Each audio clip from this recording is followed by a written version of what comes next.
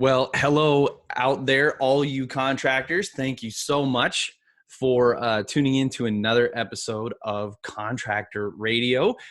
You get a couple of guest stars today. First of all, myself, Nathan Thibodeau. I know you're normally hearing Jim Johnson, but I'm trying to work a few of my own episodes into this craziness. And today I'm super stoked. We have the great and powerful Matt Grassmeyer with us today. I want to introduce Matt Grassmeyer from Hail Trace. What's up, Matt? Not much. You're too kind. Thanks for having me. So you just had a brand new baby. Not that long ago, but a few months, right? Yeah, May 9th was her birthday. Oh, so fantastic. Pretty awesome. You getting some sleep finally, or you still up all night? Kind of in and out.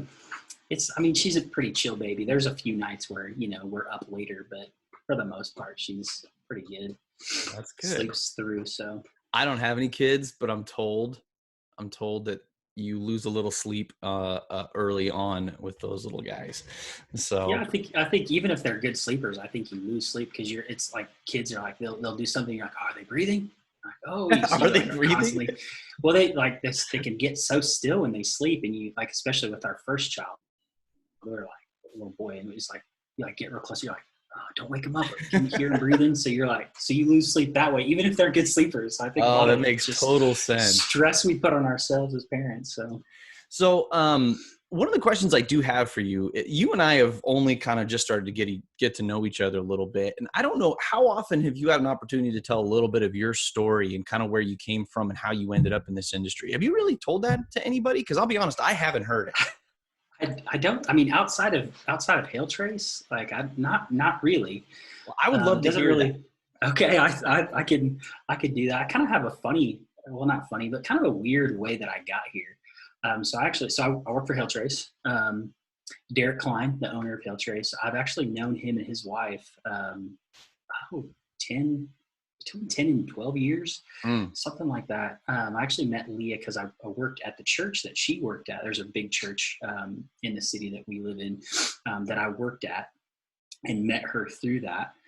I actually watched her and Derek's two youngest kids. I actually had their oldest kids. I had their oldest daughter in class with me, and that's kind of how I met them. But it was more of like you like work in the same building as me, and I kind of know you too. But then after I left, I just didn't really talk to them a whole lot. So I have a degree in communication, and thought that working for a church was what I would do with the rest of my life. But then, after you meet the person you want to marry, you start to have discussions about financial things and goals that you want to accomplish. Sure. For me, working at a church wasn't the way we were going to do it. My wife has felt the call to be a stay-at-home mom pretty early on in our dating, courtship, whatever you want to call it, which is pretty amazing. She actually one of the smartest people I've ever met. When I met her, she was in school. She had a double major. Chemistry and biology. She wanted to be a brain surgeon. Ooh. And she just was like, you know what? I want to be a stay-at-home mom. It's like, so it's still crazy to just think like how incredibly smart she is, and how she just, for her, knew that that's what she wanted to give up. Well, now she shapes her little itty bitty mind. Yeah. Well, and I think you could see we always joke, our son, he's 5, he speaks on a 12th grade level, which is 99% due to her and how she interacts with him and teaches him. So she is an incredible mom, an incredible wife, and I couldn't do what I do without her, for sure. But going through those financial conversations, I'll make sure that she does. There you go. But talking through those financial things, we kind of came to the conclusion that working at a church as a one-income household wasn't going to be the way to do that. So I went back to school to become a nurse. And I know your wife is in that field, which is an interesting small world type of scenario. But I went back to school to be a nurse. So I hated science the first time I went through school. Part of why I picked communication. So I had to retake a bunch of science classes, and I think I learned a ton with nursing, because like growing up, school wasn't a big thing for me. So I just, kind of put it off, and it was just kind of one of the things that I had to do with my first degree. I kind of just made it through.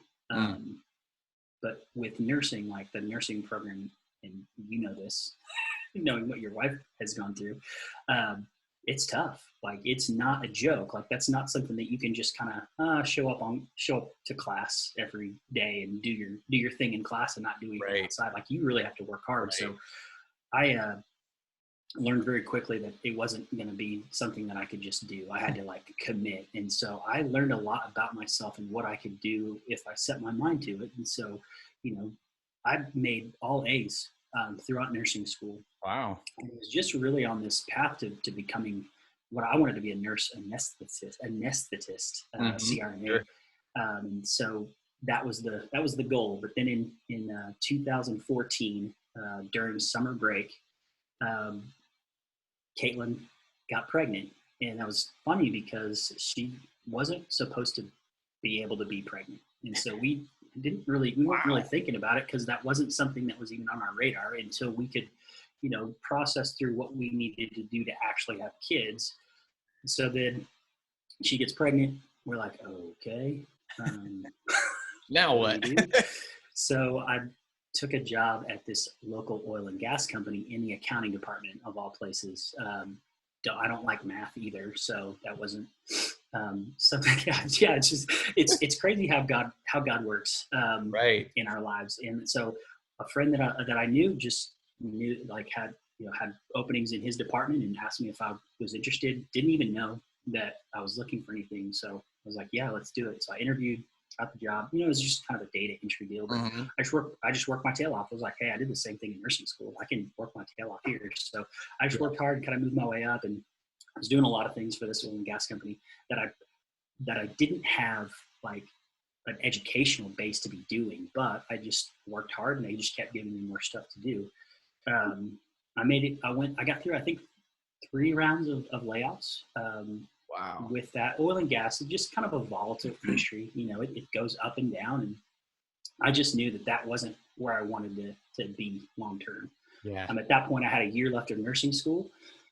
And then in the late 2015, fall of 2015, I saw Derek shared a post on Facebook for a job opening at Trace, and I was like, this could be. I was kind of thinking about getting out, and Caitlin was like, you know what? Worst case scenario, nothing happens, and you're right here where you were. So I was like, all right, I'll go for it, and through a few conversations, got an interview, and obviously I crushed the interview. Clearly, we got the big corner office there with Derek saw something in me. I feel like I was probably underqualified at the time, but Derek's a pretty visionary guy, and saw something in me, decided to take a chance on me, and here we are. 4 years later. I have no plans to go back to nursing school because I have my dream job, and I love it. Wouldn't have ever guessed this would be my dream job, but here I am, working with this amazing industry that we're in, working with some amazing clients and some amazing partners, and I just feel so humbled and blessed to just be given an opportunity to do what I do every day. So.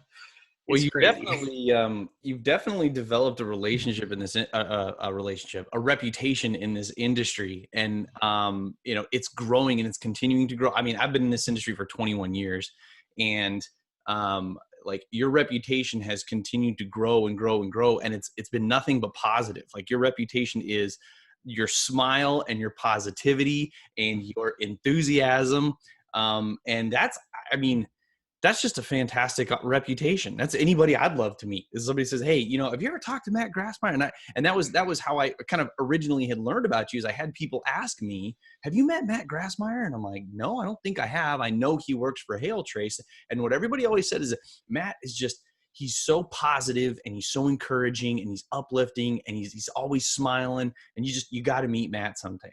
And that's really cool to hear. I know, right? I thought, man, I wonder what people say about me. I don't know, All So, positive things. right. Well, I mean, we'll see, right? Someday. But yeah, so I wanted to have you on here because you and I have had numerous interactions since then, and we see each other through contractor fellowship on a weekly, just about a weekly basis. And there's this thing, and I know you've talked to people about it, but there's this thing you have a little bit of a passion for, because I wanted to talk to you about just about anything. I was excited to just sit down and have a conversation with you. And it didn't even really matter what it was about per se. I just wanted to engage you and kind of learn a little bit about what you're passionate about. And you said you're really passionate about the concept of powerful moments. And so, I've heard a little bit about what you mean by powerful moments. But before we get into that, I have a question for you. Okay. Um, Outside of or second to getting married and having your children, what do you feel is your greatest accomplishment in your life to date? Oh man. Um, Right? That's ought to be like a that's gut thing. man, that's like that's a loaded question. I mean, I think I could go a couple different ways. I think making the decision. I'm not trying to go like spiritual on you, but I think the decision to give my life to Christ was probably my biggest accomplishment, because it's really just reshaped how I view myself and the world and others, and it's really like is an underpinning of all of my interactions with people. And I try to come from that. I try to come from that foundation of Christ-centered life. I mean, I don't always get it right. I'll be the first to admit that. Like, I'm, I mess up a lot, but I try to come from that framework. So Okay. that's what I would say. That's fantastic. I love it. That's great. So, all right, getting back to the concept of powerful moment, which I mean, that's kind of an interesting segue, right? Like that had to have been a pretty powerful moment for you when you decided that, or however it is you think that that happened, like that moment for you had to have been a pretty powerful moment. Oh, absolutely. I think we get into studying and studying the Word and talking to people, and I think Jesus meets us right where we are. And I think that's the powerful part of it is you don't have to do anything special. It's come as you are. I want to have a relationship with you. And I think my heart connecting to my head moment was just really a like I don't know. Yeah, I guess powerful moment would be the only way I'd know how to describe it. And I just remember thinking like, okay, that makes sense. It's let's go. Yeah. And I think, yeah, that would be a powerful moment for sure. Now I know that when you say powerful moments, there's actually something of a definition for that for you. So what exactly is a powerful moment? Yeah, I mean, that's a great question. So my definition of powerful moment is anything that leaves a person with an emotional reaction, or a memory of an interaction or a thing happening. And I think when we hear powerful moments, we automatically think big, gigantic, huge. Right. It Like, has to be something that just is mind blowing. And I think maybe powerful moments isn't the best way to describe it, because I think we can pigeonhole that into it's got to be massive. right. A powerful moment can be a smile. Like it can literally be just a hey, how's it going, or a pat on the back. Like a powerful moment can be anything if done in the right context, and if you're looking for that opportunity. I think a powerful moment can literally be anything, but it's engaging with someone's emotion with someone on an emotional level, to where they feel heard, valued, part of something. I think that's what I would define as a powerful moment. Okay. So how about an example of a powerful moment? What would be an example that you're talking about? Because I know, like, I think of things like powerful moment. Like, I think of watching what happened on 9/11, and just like that was so big, right? Like that was just an enormous moment. I think about like the day I got married to Brittany. Mm-hmm. You know, I think those are those big moments we're talking about that we kind of immediately associate with a powerful moment. But you had said that it doesn't necessarily have to be a powerful moment. Maybe it needs like maybe impactful moment. But so impactful, yeah, intentional. What would be an example of something like that that maybe somebody wouldn't think? So I think I would frame that with just in our workspace, we've kind of made a shift over the last few months in how we treat new hires. I found a study that shows that I think it was between 90 and 95% of people decide whether or not they're staying at a job on their first day at work. And that's a 90 to 95% of people decide whether or not they're staying at the job that they have on the very first day of employment. So even if they leave 2 years later, they probably decided on their first day that this wasn't for them.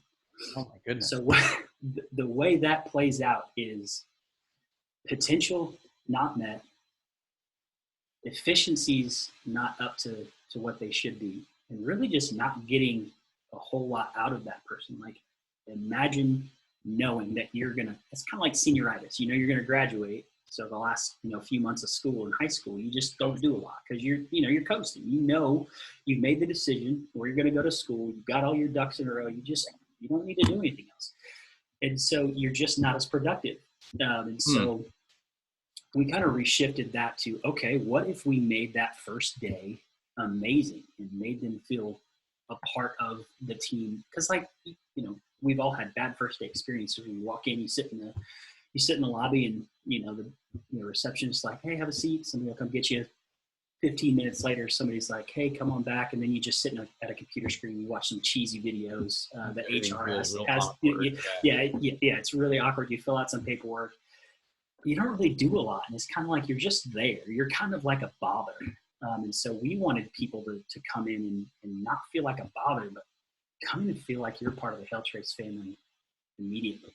And we did that by, we had a sign or a parking spot. It says, welcome to your first day. You get this upfront parking spot. Just welcome to the team.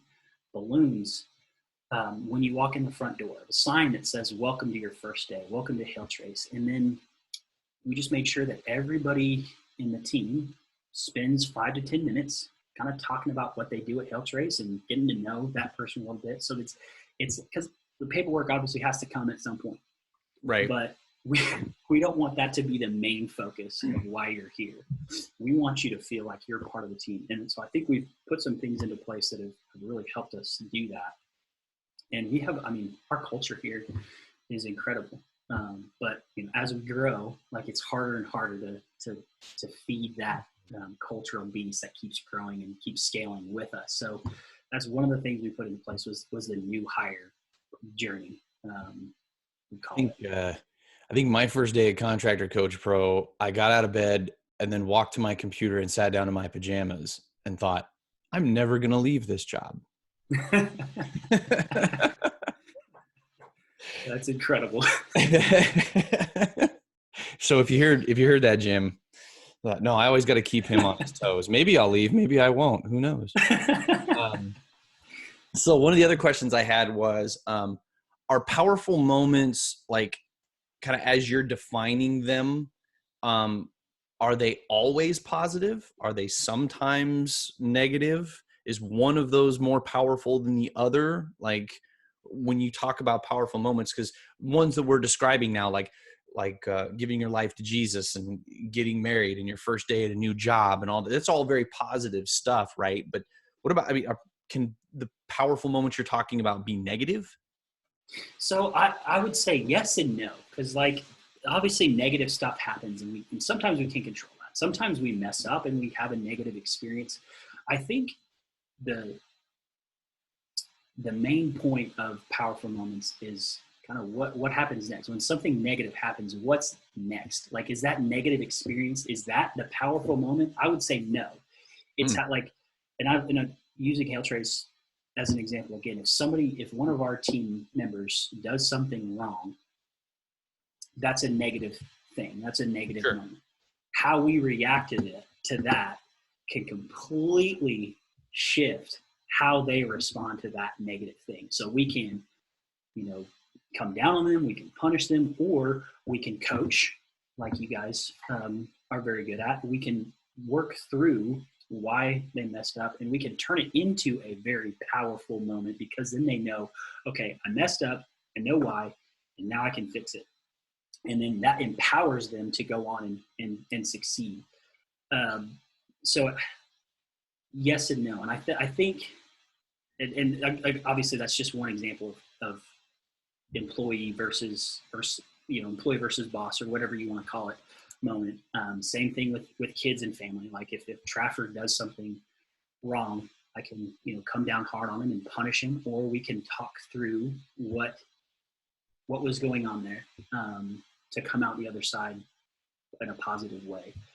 I think negative is so the negative is almost like you view a negative impactful or a negative moment is not necessarily a powerful moment. It's an opportunity for a powerful moment. It's an opportunity, catalyst for a powerful moment. Yeah, absolutely. And I think negative things aren't just opportunity. There's opportunities everywhere. You just have to kind of be looking and be open to seeing those and recognizing those, and be ready to just act. Powerful moments don't have to cost anything. It literally can be seeing someone having a bad day and just putting your arm around them and saying, "Hey, what's going on? What can I do to cheer you up?" Giving them a smile, grabbing them a cup of coffee, giving them a balloon. Who doesn't like getting a balloon? Well, my wife wouldn't, because she's allergic to latex, but most people are carrying balloons around with me. Interesting. Well, I mean, that just kind of opens up the idea of just how creative do you want to be. Like, why wouldn't you carry some balloons around? Because you see somebody having a bad day, you just have a balloon. Maybe carrying around a can of helium isn't efficient, but something like that. You're saying that is kind of funny, because my wife, when I first met her, so one thing you would learn about my wife is that she keeps her car packed with things. Like I said before, we don't have children, so these aren't children's things. They're just things. Her car has always got stuff in it, right? It's kind of the complete opposite of me. If you needed a tissue in my car, you're probably out of luck. But one of the things I noticed is we were driving around one day, and I was kind of just looking at all this stuff in her car, and she had like a package of socks in her car. And I was like, okay, that's kind of strange. I was like, hey, and we were dating at the time. And I said, what's up with the socks? Like, what's going on? She had a package of socks. And then she also had like a big thing of waters, which if somebody carries around like a bunch of bottled waters, that seems maybe a little more normal. I'm like, okay, like maybe that's just how she drinks her water. But I was like, what's up with the socks? And she said to me, well, when I pull up to one of those turn lanes and somebody is sitting on the side of the road with a sign asking for money or whatever, she said, who doesn't love a fresh pair of socks, a brand new fresh pair of socks and a bottle of water? I was like, oh boy, this might be the one. I don't deserve her. Holy cow. So like she literally carried around stuff. I mean, I've never even heard of that before. She literally carried around things to create an impactful or powerful moment with somebody that I bet nobody ever expected to see this, this old white girl jump out of a car and give them a fresh pair of socks and a bottle of water. Yeah, that's huge. That's the very definition of a powerful moment. Like, she's impacting someone's life and changing their day, and possibly even changing their life. We don't know. All we can do is take that opportunity and go with it. Interesting. That's incredible. So, is there some sort now I'm pretty analytical, right? I like to think about the details of so if somebody says you should work on creating powerful moments in the lives of people around you. My first thought is, what should I be focusing on? So how do I create a powerful moment? Is there some sort of formula or some combination of things that you should be aware of that you need to activate, like in order to create a moment like that? What does that look like? I think for me, it's less about a formula, more just about looking, being aware, And then I think, well, if we're going to talk about formula, I think the foundation is just relationships, asking questions. I mean, if we want to talk about contractors, one of the things that I think would be really cool is, you know, let's say you go re-roof someone's house. They're in Oklahoma. They're an Oklahoma Sooners fan. You go re-roof their house. You get to know them. You ask them some questions. They're wearing an OU Sooners shirt. You know, every time you've gone out to their house, they've got an OU flag, so you know that they're a Sooner fan.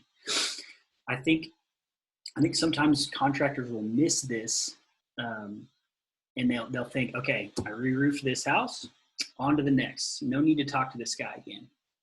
Where if you live in Oklahoma City, chances are, or other insert hail area wherever, Dallas, Denver, in an area that you know is going to have more hail at some point in the future. Sure. Creating a powerful moment on this scale would look something like, Mr. Smith, we re-roofed your house, everything's done. You're looking great. You know what? We just don't want you to feel left out. And, you know, your house just got a new hat. We wanted to get you a new hat as well. Here's your OU Sooners hat to match your house's new hat. If they've got kids, maybe it's getting them a couple hats as well. So that doesn't cost a lot. Like, what's a hat cost? Like $40. You know, in the grand scheme of things, like if you're doing your job right, like $40 should be nothing per job. So what that does is it, you know, not only did you take care of that roof, like you paid attention enough to know that this guy is an Oklahoma Sooners fan, and you got him an OU hat. Now maybe he has 50 OU hats. That's not the point. The point is you were intentionally looking for an opportunity to make this more than just a roof. Because at that point, it's not about the roof. It's about the relationship and the service that he feels that he got. Because like we say this all the time in Hail Trace, like you can deliver the deliverables, but still deliver a negative customer experience. If somebody needs a map, let's say, and we deliver that map, but they feel like it took them 5 days to get that map, and we were kind of short with them. We could still deliver that map, and they get what they need. From a product standpoint, but still deliver a bad customer experience. Is that customer coming back? I would argue probably not. And so for us, it's creating those moments. We want to look for okay, well, let's get you the map, but let's go beyond that. Let's show you how to get the most out of that map. Let's show you how to really utilize this. So let's send a Hail Trace hat here. Thanks for coming on board and buying this service. Here's a Hail Trace hat. Like, it's just little things like that, and to create this experience. So I think about so then I think, okay, how could you make powerful moments part of your culture? And so I would want like sales guys, especially if you're doing the sales, you're an account manager or something like that. Part of your job is creating a relationship and developing rapport with somebody. So you're already looking for a way to connect with that person, whether it's their fishing hobby or the fact that they're a Sooners fan or that they like baseball or whatever that thing may be, right? They love to garden. So you're already looking for something like that. It isn't much of a reach to look for a way that you can turn the way that you connected with them into an experience. It seems to me like, but then how a practical way of doing that. So one of the things that comes to mind for me, like, we'll just stick with the salesperson concept, right? These sales guys have to turn jobs in to get them into production. And like, once they've sold the job, they turn in paperwork and all of the necessary things, right? So part of me wonders if, and many of these things are required. Like, we require a signed contract, we require a sketch of the property, whatever. So I wonder if maybe you couldn't make part of those requirements some sort of note about something that customer loves. And Absolutely. If you try to turn a job in, a job and there isn't a note about something they love, that's something that could get your job rejected. So now, not only as a salesperson should you be looking for an opportunity to create rapport with them, but if you don't find something and you don't write something down, your job will get rejected. I've not thought of that. That's like using technology. Like that's a good way to think about it, and that's a great way to keep metrics and make sure stuff happens. I would come back at that with, if we're going to expect it from our sales guys, it's got to start inside. Because like if we want them to create powerful moments for customers and potential customers, like we have to create powerful moments for them. They've got to buy in, because I think when it happens organically, like creativity can come out. I think that there's probably a good balance of the two, but I think it starts in-house, and it starts delivering those powerful moments to your team. And then that just kind of is an overflow, and then they take that out to customers. If our team members here are not, don't feel taken care of, why would we expect them to take care of our clients in that way? Yeah. It's just not even a feasible thought. Like that doesn't happen. It always so starts counterintuitive. Absolutely. Like our 6 E's of leadership, I mean, example is one of them, right? You can't roll with this, do as I say and not as I do. People pay more attention to what you do, right? So absolutely, do as I do should be it. So is it possible to create a habit or a discipline around doing this? Because you know how habits, like when you're trying to create a habit, there's a trigger, right? And then there's a behavior, and then there's a payoff, and then you're paying attention for the trigger to generate the behavior to create the payoff, right? That's kind of that cyclical way of creating a habit. Is there a way that you could engineer a discipline or a habit around creating powerful moments for people? Or is it more of what the reticular activator is in your mind, right? I don't. So the reticular activator is this, like, what kind of car do you drive? Toyota Corolla. Toyota Corolla is a great car. They last forever, right? When you started driving your Toyota Corolla, did you start to notice other Toyota Corollas? Oh yeah, absolutely. Right, and you never looked at them before. You're like, I never noticed Toyota. Now you're driving one, and you're like, oh, there's one, and then there's one, right? So and they're all white. They're all the same color. They're all white. So that's your reticular activator. Like you created an awareness that now your brain is keyed into. Right. So that I think is a little bit different than a habit. So do you think creating powerful moments is a little bit more like that reticular activator, or do you think it's a little more of like a habitual thing that you can do? I think if you want it to be a sustainable thing that you do, I think you've got to be intentional about making it a habit. And I think a lot of it comes down to just do it. Like if you I look at it like, how many times do I see something and think, oh, they're having a bad day. I bet a note would cheer them up. Like, hey, you're doing a great job. Or even just saying like, hey, doing a great job. Or, hey, thinking about you. How many times do we think that as we walk by, but then we just don't do it? And then by the time, oh man, I should have done that. Time has passed. Like that moment isn't there. Like that sending a card saying, hey, hope you have a great day. Like that may not be as meaningful. And I think it's learning to see it and then act on it, and don't hesitate. And I think you can put some things into place. Like we have some things in place, like strategically within our workflows of our blueprints of our customer journey. And we're still working on those. But we want to deliver an experience for our clients that goes way beyond hail maps. We feel like we're more than hail maps. But if we don't act that way and treat our customers that way, why would we expect them to view it that way? So I think there's some things you can put into place to help with that, and some little trigger. We call them triggers. We didn't make up that term. That's just our CRM calls them triggers. Like if this happens, like, hey, let's get this information. We have a whole checklist that our customer success team has to go get. And some of it's birthdays, some of it's hey, when did you start your company? Like how cool would it be if we sent a company that spends some money with us to be on the Hail Trace subscription, and they're doing maps, and they've got canvassers in Dallas, and they started on July 24th, 2016. So we send them a card. Hey, happy anniversary of ABC Roofing Company in Dallas. Like, We just wanted to celebrate 4 years with you. You guys are doing awesome. You know, like that card, what did that card cost? 60 cents, the card and the stamp, and then 10 minutes to write out happy anniversary. Right.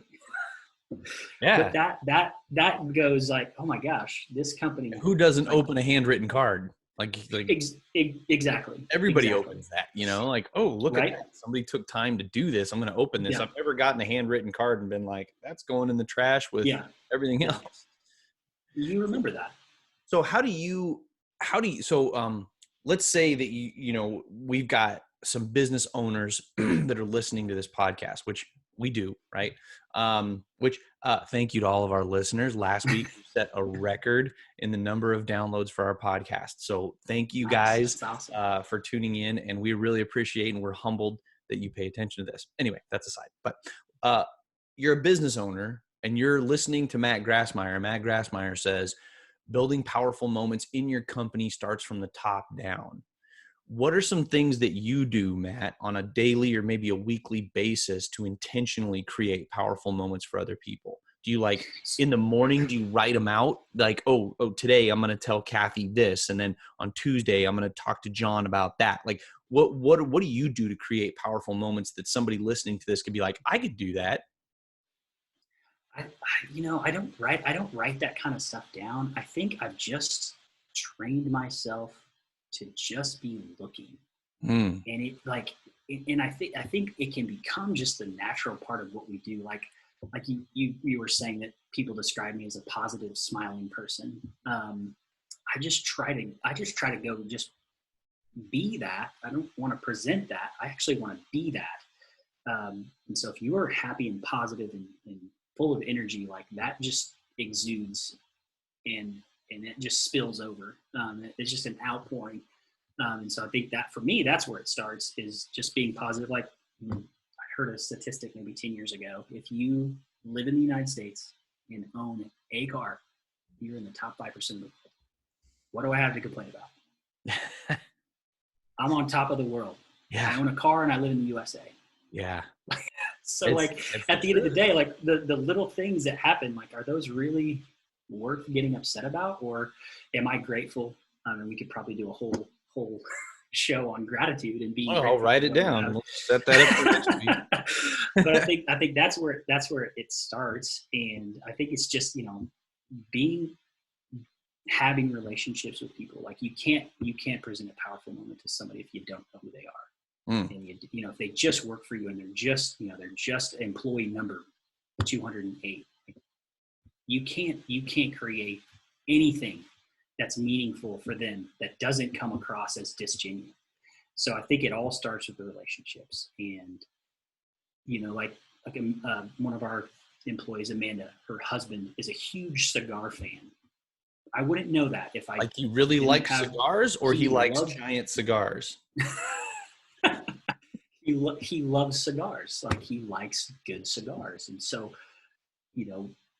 I wouldn't know that if we didn't have a relationship, if we weren't trying to, engage. For us, it's not about doing the work as much as it is helping other people create what they want, and helping them get, I think Zig Ziglar, Brian Tracy, similar to Zig Ziglar, said, if you want to get what you want, help other people get what they want. I'm probably misquoting that, so please don't. You're close. I know which one you're talking about. Yeah. So that, that's our goal. But I think it's just looking, look for those opportunities, and then just be ready to act on them, because it could be anywhere. It could be anything. So, what was your most powerful moment and why? In my life? Yeah. Oh, man. Maybe I should qualify that. We did talk about you're giving your life to Jesus, right? So, okay. So we can make that number one if you like. You got married to your wife. Maybe that's number 2. You had your kids, maybe number 3. I'm looking to dig a little deeper than that there. I don't know if this is deep, but I actually have one that just recently happened for Father's Day. This was just the coolest thing that I could have ever experienced. And it came from a 5-year-old who was receiving powerful moments from his dad and then in turn created one. So hope I don't cry when I talk to this. But so we're obviously, this is just a huge deal to me. And I treasure this. And actually I have it on my desk right here. I'll show you what it is in just a second. So obviously 2020 has been just a crazy year, right? A lot of people have been stuck at home. And that can be detrimental for a child's psychology. He was in school. He was in this kind of pre-K program at a university. It's funny. He would tell people he's in college. People were like, okay, that's cool. You're in college. And we're like, well, not his logic was sound because he'd be like, where do I go to school? UCO. What does UCO stand for? University of Central Oklahoma. Is UCO college? Yep, I go to college. So his logic was sound, but really funny. But so COVID-19 happens. Safer at home is put into place in our area, like most areas. So he used to stop going to school. Like he would literally talk to a wall. So that was crushing for this little 5-year-old kid. And so being stuck at home with a mom who's pregnant, dad's going to work, or when dad got home, like we had to set some pretty good boundaries of like, hey, when dad's in the office, like he needs to be left alone because he's trying to be productive, and I'll come out and do things with you. And it just was getting increasingly hard for him. And then after little Holland was born, that like his whole world was just upended. One, I think he thought a little 5-year-old kid was coming out that he'd be able to play with. So that was a huge letdown. This little baby can't do anything. Two, he'd been an only child for 5 years, got 100% of mom and dad's time. And that was, you could literally see just the air being taken out of his sail and just, I don't want to say depressed, but like just down. And I think he equated, for a 5-year-old, I'm sure that's got to be hard. Like I think he equated that with, I used to get 100% of mom and dad's time, so I had 100% of mom and dad's love. Now I don't, so they don't love me as much. Sure. So trying to figure out how do you explain that to a 5-year-old? Well, rather than using words, I came up with this idea of just, one night, I do his bed routine every night. And one night I was like, hey, buddy, I got a real special surprise for you tonight. He's like, okay. And typically we would just do a story, like Little Red Riding Hood, or, name the story. We'd read the book, or I'd do it from memory. Well, on this particular night, I decided, all right, we're going to just make one up. And so I told that he wanted a Western story. So I told this story that included the main character. His name was Sticky Fingers, old Sticky Fingers. He was a bandit, and he just lit up. He was giving me story ideas. We were just going, it was probably a 25, 30-minute story, which, typically we're, running 5 to 7 minutes. So obviously I did shave that down, but he just talked about it all day the next day. And so that turned into a nightly episode of the Sticky Finger Chronicles, otherwise known as the Adhesive Tapes. And he just loved it. And he would give story ideas, and he'd introduce new characters. And so we'd kind of give them a backstory. And, we literally still do Sticky Finger stories every night. And that's been going on since May. Wow. That will stretch your creativity for sure. But we talk about what the story's going to be. He's like, oh, can we tell a story about Sticky Fingers? I don't know, riding a tornado. And I'm like, okay, let's go. And so we just try to do it, and it's a lot of fun. But he talks to his friends about it. He literally will tell. You ever heard the Sticky Finger Chronicles? My dad tells the Sticky Fingers Chronicles, and of course these kids have no idea what he's talking about. But he has just latched onto this. This was a powerful moment for him that has turned into powerful moments. So for Father's Day, he approached Caitlin all on his own, said, hey, I want to make Dad something for Sticky Fingers. I want to make him something so he'll always remember our Sticky Finger stories. How sweet. And so Caitlin was like, okay. So they went through this process. They found this thing. And then he's learning how to write. And so he made me this for Father's Day. Hopefully everybody can see that. Oh, how cool is that? So Caitlin drew that. He helped color that in, and then he wrote Sticky Fingers Chronicles. So I literally just cried. I mean, just cried like a baby. I'm opening this. He's like super excited to get it to me. I'm crying. And he from the powerful moment that I tried to create for him, turned that into a powerful moment for me. So I would say all that to say that's probably that is an extraordinary moment. That's fantastic. I mean, wow. That's so. I guess then that would you say, man, that's so good.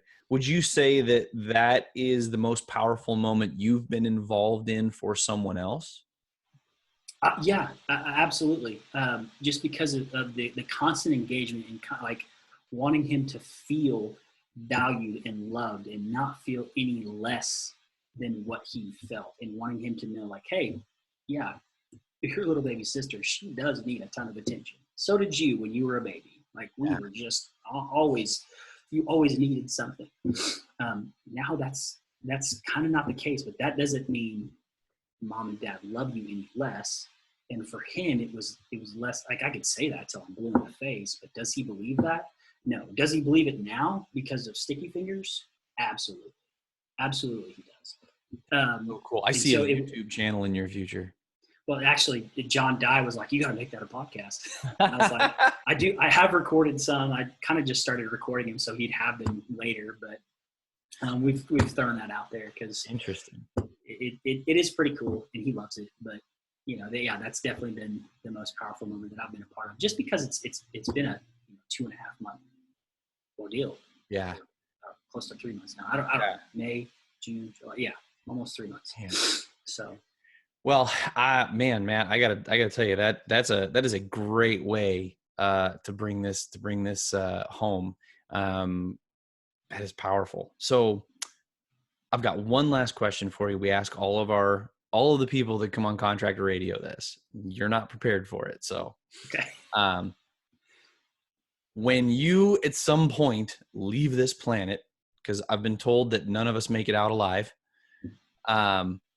what do you want to be remembered for? Oh, that's a great question. Mainly because I think we should all answer that question, and because I've actually thought about that. What I would want to be remembered for is treating people with dignity, regardless of any circumstance or metric or attribute. Treat people to make them feel like they were a valuable person.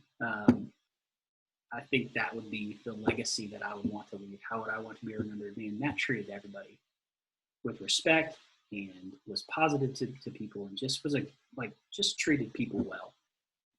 Well, based on my interactions with you and the ones that I'm aware of, you're well on your way to earning that reputation. So I just want to say thank you, Matt, so much for joining us. Thank you for sharing with us about powerful moments. This podcast, this is a good one. This is going to be one of our more powerful ones. And I see what you did there. Yeah, I think anybody should listen to this. You don't necessarily have to be in the contracting world to really take hold of the impact of powerful moments. So thank you so much for being with us. And man, I can't wait to talk to you again here sometime soon, probably on a Wednesday morning. Absolutely. Thank you so much for having me. I'll say one last thing. If a 5-year-old can come up with a powerful moment, I think we can come up with powerful moments to impact people's lives. Boom. And with that, tune in next time, and we'll see you again.